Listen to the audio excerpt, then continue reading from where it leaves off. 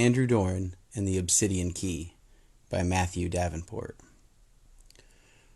What are we doing here, Doran? Nancy Dyer stared up at a boulder the size of a small house with her hands on her hips. You know why we're here, I answered as I examined the rock. Yes, she sighed and turned towards me. You're obsessed, but that hardly explained why we're standing in the desert in the middle of nowhere. Nowhere was a decent description of our location, but this was hardly a desert. We were 20 kilometers northwest of the city of Edessa, a city with a long history stretching back to the First Crusades. Nancy clenched her fists, but I knew by now that it had nothing to do with anger. She was feeling anxious without a weapon in her hand. In our last-minute rush to follow up with the most recent lead to my obsession, we had been forced to leave our guns behind. We were traveling light, and the only weapon between us was my non-commissioned officer's cavalry sword. The sword was directly from the Miskatonic University Armory. The blade was black as night and covered with runes from every culture I had ever heard of, as well as some I hadn't. The sword had the ability to damage creatures from beyond the known world. We're standing in the middle of nowhere because this is where the lost page of the Historiae Tenebras had told us to go. My obsession with the Historiae Tenebras, or the Dark Histories, started back in my days as a student. It was the title given to collected notes and journals from the time of the Crusader Knights that either couldn't be explained by the Roman Catholic Church or wished to be forgotten. Another book, Nancy sighed, repeating a mantra that I had adopted over the last few years, and the cursed Lock of Shadows or something is supposed to be here. I rolled my eyes, wishing that Nancy had a gun with her so that she would be distracted enough to let me finish my examination of the stone. The Obsidian Key, I corrected, rumored to provide instant travel to anywhere. It was Nancy's turn to roll her eyes. 6 knights from the crusade, almost 1,000 years ago, broke the church's wishes and went after the key to try and find a shortcut to heaven. I know all of this, and I've seen the lost page of the Historiae Tenebras, and I still don't know why you're staring at a large and entirely unimpressive rock. The sun was setting on the other side of the stone, but while the moon was visible, its luminescence hadn't overtaken the daylight that remained. We're waiting. Nancy kicked at the rock at her feet. Why are we out here now, then? The Germans don't even know about the Obsidian Key. Is the Traum cult after it? Her eyes went wide. Did the United States ask you to find it? I shook my head and stepped away from the boulder. No, I smiled, knowing she wouldn't like my answer. You're right about this being an obsession, but it's not a new one. I've been hunting for the Obsidian Key for almost 10 years. I crouched and leaned on the scabbard of my sword. Today, I'm not the dean of Miskatonic University. I'm just an archaeologist hunting for a lost artifact. All part of my mission to study the past, to keep the old ones away from the present, Nancy finished.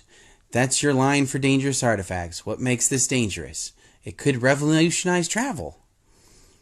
Standing, I shook my head. The stories never tell you everything about the thing you're looking for, and I'm certain the Obsidian Key is no exception. Even if it is, if the Traum cult or the Germans found it, they could bring entire armies here. Imagine an army from the Dreamlands walking the streets of Manhattan, or the beasts from the Plateau of Lang devouring Des Moines. The sky was finally getting dark enough to allow the moon's illumination to take over. The key needs to be found by us first. When the moonlight finally hit the large rock, an outline could be seen. It was the outline of a door, but it was not open. Remembering a footnote from the Historiae Tenebras, I ventured a guess at what I needed to do next. I held a hand out to Nancy. You aren't going to like this part, but I need you to stay here. Anger flashed on my assistant's face. What? I'm already bored out of my mind, and now you want me to sit here and wait? No, I want you to sit here and cover my ass. I jabbed my finger at the boulder. The Obsidian Key is guarded by a protector from another world. If I don't come back out, I'll need someone out here who can either come in after me or avenge me. I didn't mention that I was also trying to protect her. If the guardian of the key killed me, whatever pathway to him would close behind me. Nancy would be safe from the guardian until she was able to get the necessary reinforcements or weaponry to come back and finish my mission. How am I supposed to guard your back if you have the only weapon? Nancy pointed out. I reached behind my back and pulled a small revolver from under my shirt. It wasn't my magical .38 that I like to carry, but it would at least provide my assistant with some protection. Where did you get that? Nancy demanded, annoyed that I hadn't shared this information earlier. Shrugging, I gave her a half grin. I bought it in Edessa from a contact I have. I raised an eyebrow. You didn't think I'd come out here unarmed, did you? That'd be crazy. Nancy angrily grabbed the pistol from my hand and checked it over. Hurry up already, she said as she tested aiming down the sights. It's getting cold out here. Turning back to the boulder and the moonlit outline of a door that had appeared on its surface, I drew my sword. I challenge the guardian of the Obsidian Key, I called out into the night. After a tense moment of waiting, a deep voice resonated from inside the boulder. The voice was not in English, but I had no trouble understanding the words as their meanings resonated inside my mind. And who are you that you think yourself worthy? With the voice reverberating in my skull, I decided that lying to the voice was probably a bad idea. I'm a warrior for good in an age of war, looking to collect the key before others attempt to claim it for themselves, I answered. There was another prolonged silence before my mind shook under the weight of the protector's voice. Good men do not seek the key. Semantics were difficult when you spoke to beings that dwelt on multiple planes of existence. I never said that I was a good man, only that I was a warrior for good. I paused before continuing. I was getting tired of having my intent questioned when I was so close to an almost decade-long search. Do you accept my challenge, or do I have to come in there after you? Silence this time didn't feel like the empty contemplation of an otherworldly intelligence, but instead like something was happening. Suddenly, the outline of the door was gone and replaced by a vast emptiness. What the locals had called the Demon Cave had opened its door for me. Challenge accepted. Not being new to the game of evil magics and powerful caves, I drew my sword before stepping through the opening. The boulder was no wider than one of the university's maintenance vehicles, but the cavern before me stretched out on for quite a distance. If I squinted, I could make out a speck of light that must have been my destination. I had dealt with doorways to other worlds before, and there was always the chance of being stranded in that other world, but I trusted that if I made it through this alive, I would be allowed to return through the same portal that I entered through. In other universes, planes of existence, or whatever this was, distance was never the same, and just because a walled tunnel looked like solid stone didn't mean that it couldn't reach out and strangle you. With that in mind, I didn't rush toward the light as most would, but instead walked slowly in that direction with my mystical sword raised high and ready for an attack. The tiny light in the distance radiated a surprising amount, and I was able to see a little of my surroundings as I advanced. The walls looked like a smooth stone, and no grooves or weathering were anywhere to be seen. If I were to guess, this entirely unnatural tunnel was either bored by a cylindrical stone-eating creature of nightmare proportions, or it was cut by an alien weapon of unimaginable power. Given what I've seen in the past, either option was entirely plausible. While the walls were smooth, I could feel something behind them watching me and waiting for my guard to drop so that it might attack. From the corner of my eye, I saw glimpses of tentacles breaking from the tunnel wall as if it were a puddle, before darting back upon my notice. I walked for what seemed like a much shorter period of time than the distance implied, and the source of the light became clear. The tunnel ended in a large room with a pedestal in the back. On the pedestal was the Obsidian Key. The key was obviously named after its dark color, but my archaeological education showed me that it wasn't obsidian at all. Obsidian tends to go through a process of hydration when it's exposed to air. Archaeologists such as myself use the predictable absorption of water by the mineral to determine how old it is. It presents itself as a clear edge on anything made of the volcanic glass. But even from the entrance of the room, I could see that the over 900-year-old key had no clear edges. Instead, the key was made from a material that wasn't known on Earth. The black substance that made up the key drew in my gaze and seemed to pull at my mind. The light from the two wall sconces lit on each side of the room didn't reflect off of the key. It seemed to absorb the light. Aside from its basic characteristics, the key itself didn't have the standard toothed look, but was instead a rod of about 6 inches long and an inch and a half thick that ended in an orb made of the same material. I was wary stepping into the room. The moment that my foot touched the floor, an oily substance began dripping from the walls and pooling in the center of the room. The substance started out as an oily liquid, but it solidified into vein-covered flesh that seemingly grew from the puddle. Legs, arms, a torso, and a head grew from nothing and vaguely assembled themselves into the shape of a man. As the skin and body solidified, so did the clothing and the armor. Standing before me was a reanimated corpse of a Crusader knight. His chainmail was rusted and covered with organic matter. Draped over his armor was the Crusader mark of the cross. It draped over his body and armor in tatters. The thing lifted his head, and sockets filled with black eyes took me in. "I am here." I spoke loudly to the Obsidian Key's champion. "I intend to leave here with the key, or with the key destroyed." I nodded to the being in front of me. "A crusader? I'm guessing you found what you were looking for." The thing's voice was painful in my mind. "We found only our destruction. The key demanded a protector, and if you are not strong enough, it will make you stronger, so that you can be that protector." He lifted his ancient hands and looked at them before clenching them into fists. "Not a one of us was strong enough, so the key demanded that we all stay." That was when I noticed that the flesh hadn't formed all over the thing's body when it had formed. Between its fully formed hands and elbows were the oily filled veins of an almost organic substance, but not quite. The same existed between the torso and each of the limbs, including the head. This wasn't just one crusader, it was the entire group that the Historiae Tenebras had described chasing after the key. I nodded in understanding. When the crusaders came and found the Obsidian Key, they fought the Protector but couldn't defeat it. The Protector then bonded that with their remains to become more than it was. This corpse golem was both the Protector and the Crusaders, and was stronger for it. The dark orbs that it had for eyes raised from its clenched fists. The Protector stretched out its right hand, and more of the black ooze spread down its arm and out. It stretched into a length of solid black before forming into a sword of bone and flesh.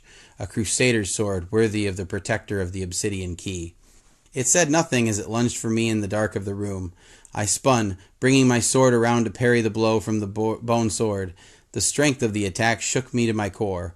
I was surprised to see that my sword's powers of destroying anything it touched that was not of this world had no effect on the bone sword. I had assumed the sword was an extension of the Protector and its power, but my sword's lack of effect on it meant that it was just reinforced bone. The bones of the Crusaders, I assumed. I slid back the way I had come, my feet scooting through the dirt, but I didn't stop moving. Instead, I used the momentum to spin and swing low. As I had expected, the vigilant knight had continued toward me as he spun. My blade came around and I aimed at his legs as he thrust toward where my back had been. With incredible speed, the Protector brought his blade out of its thrust and down to block my attack. He put force behind it and sent me and the blade bouncing back. For a conglomeration of corpses, he seemed eager to keep my blade away from his flesh. That told me that my sword could hurt it. I just needed to figure a way past his supernatural speed. Not for the first time, I found myself wishing I had figured out a way to bring my pistol along. I only barely recovered in time to bring my sword up to block the next attack. Instead of blocking it entirely, I parried and let the Protector's momentum drop his blade toward the ground. The bone blade cut into the stone floor as if it were made of sand. I tried to hold his sword there with mine while letting go with the other hand. I backhanded the monster before thrusting out with a punch. It felt like I was punching the walls, but I didn't stop. I hit the Protector with one more punch before it bent forward and slammed his chainmail-draped forehead against my own. I saw stars as I fell back and bounced off of the floor. By sheer luck, I managed to hold onto my sword. As the stars cleared from my vision, the Protector knelt before me with its sword stretched out toward my neck. "You have fought well, good man." The Protector's voice was barely a whisper, but the pain in my mind was no better than the first time it had spoken. "It will be an honor to add you to me." "Honor?" I demanded. "Was it honor that made you break your oaths in search of the key?" I smirked. "I thought the key would take you to heaven. What happened to that?" I tightened my grip on the sword before I hissed. "Where was God during your righteous mission?" I was betting on there being enough of the original Crusaders left inside the Protector of the Key to manipulate. The fight was essentially over. I couldn't beat this thing in speed, but maybe I could get it to do something human and make a mistake. "The Church was wrong." The Protector's voice was rising in my head, bringing more of the pain with it. The bone sword inched closer to my neck. "They were wrong about everything. The key will take those that are worthy to the Holy Lands, to heaven, to the plateau of Lang. The worthy can send their enemies to the lands of dream or to past days. The key is more than we hoped. The Church was wrong about so many things." I leaned closer to the bone blade, bringing it within a hair's width of my neck. "Only the worthy can use the key?" I gave an exaggerated laugh. "You've never touched the Obsidian Key, have you?" As the last syllable left my mouth, I tilted my head to the side. The bone blade went through the air where my neck had been. I twisted my wrist as I leaned and blindly brought my sword up. The alien shriek filled my mind, threatening to tear my sanity apart. I clutched at my head as I writhed on the floor. I no longer held my sword and had no idea where it had landed, but that was the furthest thing from my mind. As the shriek became more bearable, I opened my tear-filled eyes and cast them about. The protector was on its knees and clawing at its chest as a black stain of rot spread out from under its right breast. It consumed the creature, returning it to the basic supernatural components that it had been created from. The flesh limbs of the Crusaders fell to the ground as the connecting tissues broke between each of them. The last part to detach from the torso was the head. I wish that I could say that what was left of the Crusader whose head it was looked grateful, but that wasn't the case. His eyes were dark with a betrayal that ran deep. His entire life had been betrayal. The church had betrayed his mission. His hopes and dreams had betrayed him when he found the Obsidian Key. I had betrayed him by not being the good man that he thought I was. I never said I was a good man. I scooped my sword up and stood slowly. Kicking the head out of my way, I stepped toward the Obsidian Key. The feeling of eyes on me made my skin itch, and I couldn't help but feel like the key was examining me. The key was everything that I had been trying to find for almost a decade, and I finally had it within my grasp. But I was struck with an odd realization. This otherworldly location for the key hadn't been powerful enough to keep determined crusaders or a dumb student from Miskatonic University from finding it. How was the Miskatonic University Armory supposed to do any better? It was hypocrisy because I kept so many dangerous items there, but this wasn't just a weapon. This was a device of alien or mystical origin that could get people into that armory. It could convert living beings into monstrous golems of unstoppable horror, and it could deposit those golems anywhere. There was nowhere that the Obsidian Key could be that would keep it out of the wrong hands. Even my hands were the wrong hands. All my strength went into that swing as I brought my sword over my head and down on the black device. It shattered into pieces, and the lights began to flicker on their sconces.